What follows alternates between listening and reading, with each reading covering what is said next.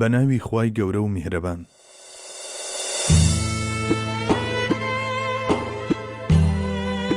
نهێنی بەندایەتی لە ڕووکردنە جەنابی حەق و پەرستش و دوعاکردندا نهێنیەک هەیە بە ناوی نهێنی بەندایەتی.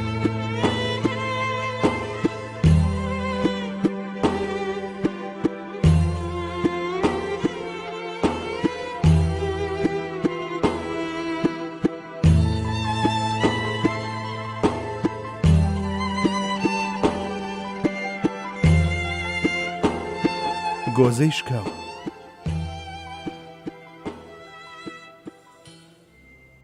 گۆزەی شکاو نووسینی محەممەد فەتحوڵڵا گولەن.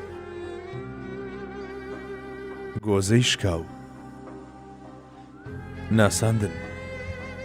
ئەو ژیانە سەختەی مامۆستا فەتحوڵڵا گولەن بەهۆی کێشەی تەندروستیەوە لە وڵاتی غوربەت و لەژێر چاودێری پزیشکدا بەسەری دەبات، ئەوی لە خوێندنەوە و بیرکردنەوە و بەشکردنی بیر و بۆچوونەکانی دانەبڕیوە.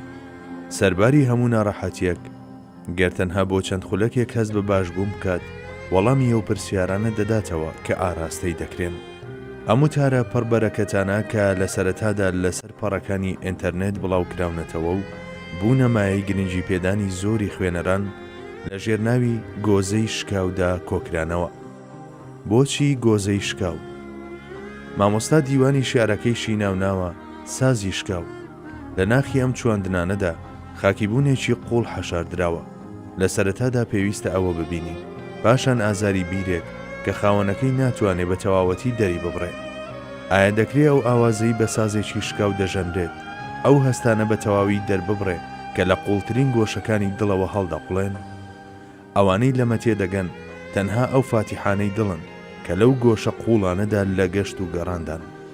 گۆزەی شکاو چواندنێکی زۆر گرنگە، سیمبولێکە پێویستە لەسەری بوەستینەوە و لێی ڕابمێنین. ئاماژەیە بۆ ئاوێکی حەیات کە تەنها دەست بە چۆڕاوێکی دەگات. لە ڕوانینێکی ڕووکەشدا تەنها چۆڕ ئاوێکی کەمە، بەڵام لە ڕاستیدا ئەمە نیشانەیە کە بۆ ئەو کەسانەی دەیانەوێت ڕێبدۆزنەوە و بە حەقیقەت بگەن. چاکاتێک لەم ڕوانگەیەوە تەماشا دەکەیت لە پشت ئەو سیمبولەوە کە نووسەر بە لەخۆبوردەیی و خاچیبوونەوە ڕازاندوێتەوە پێویستی و ئاتاجی خوێنەر بەدەردەکەوێت. ئەوانەی ئەهلی دڵن چاک دەزانن کە ئەو هەڵکشان و داکشانانەی لە قوڵترین گۆشەکانی دڵەوە هەڵدەقوڵێن تەنها دەتوانرێت لە شێوازی هێمە یاخود ئاماژەیەکدا کە گیانی گوێگرەکەی دەهەژێنێت دەرببڕدرێن. ئەوە تا ئەم خەمە مقەدەسە لە سەرزاری مەولانادا دەبێتە نەیەکی ناخوستا و ئەویش دەڕێەوە فووی حەسرەت بە ڕۆحی بوونەوەراندا دەکات. حەسرەتێک کە لە بنەڕەتدا ئارەزووی ویساڵە، شنەی دڵە و تامەزرۆیی گەڕانەوە بۆ نیشتیمانی ڕاستەقینە دەردەبڕێت. ئەمژانە هەرگیز فەریادی جوودایی نییە. سوارچاکانی ڕۆح ئەوانەی ساتی دڵشکان دەڵێن دەردەکەم بۆ بۆتە دەرمان، هەرگیز سکاڵە لە حاڵی خۆیان ناکەن، چونکە ئەم ناڵە مقەدەسە ئاسوودەیە لە نێو خەمدا و ئازارە لە نێو دڵنیاییدا. گۆزەی شکاو سیمبولێکی نوێی ئەو هەستانەیە کە بە تەواوی لە زارەوە باڵیان بۆ ناگیرێت و ناوترێن. ئەم کتێبە سایەی غوربەت باڵی بەسەردا کێشاوە، خۆی دەخۆیدا قۆناغێکی نوێی بەخشیوەتە ئەو ڕۆژە پڕ حەسرەتانەی لەگەڵ تێکچوونی باری تەندروستی مامۆستادا دەستیان پێکردووە. کاتێک ئەم کتێبە دەخوێننەوە بەردەوام خۆتان لە نێو ئەو خەمەدا دەبیننەوە و ناختان دەهەژێت. وەک خوێنەرێک گۆزەی شکاو هەندێک جار دەدبات بەرە و لای خوڕەی خەمگینی ڕووباری ڤۆلگا، گاهێک دەدباتە چیای ئەرەک و گوێت لە دەنگدانەوەی هاواری دەعواکەمی بەدیع زەمان دەبێت، ئەو کاتەی پێی هەڵدەگەڕێت و خەریکە بکەوێت. گاهێکی دیش دەدباتە چیای ئارارات و ئەو ڕستەیە تیایدا دەنگ دەداتەوە کە سعیدی منداڵ لە خەونیدا لە بەرامبەر سامی شەقبوونی چیاکەوە بە دایکی دەڵێت دایە مەترسە، ئەمە فەرمانی جەنابی حەقە، ئەو میهرەبان و دانایە. لەلایەکی دیکەشەوە ئەم کتێبە لە باخچەی تەسەوفدا گوڵ دەچێنێت و هەموانیش بەرەو ئەو جوانە بانگ دەکا کە جوانی بە گوڵانی ئەو باخچەیە داوە.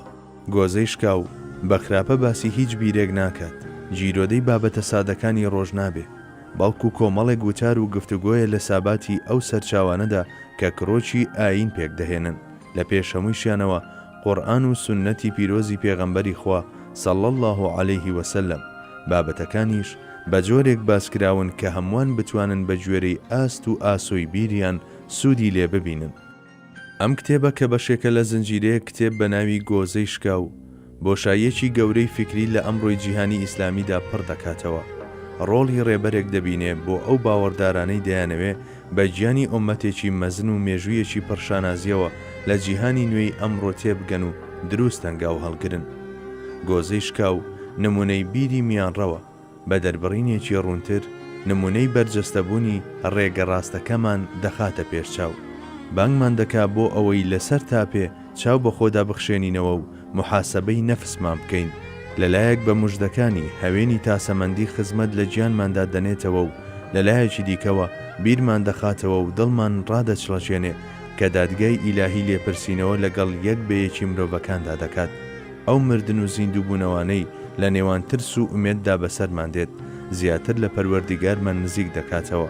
ئەمانە دەبنە هۆی ئەوەی ئێمە پەنا ببەینە بەر شەفەقەت و میهرەبانی و کۆمەکی ئەو ئاسوودەیەی کە لە پەنابردنە بەر ئەو دەست دەکەوێت لە نێو دیێڕەکانی ئەم کتێبەوە دەڕژێت بەسەر دڵە بریندارەکانماندا و بەرەو ئاسۆنوویەکان دەمانبات.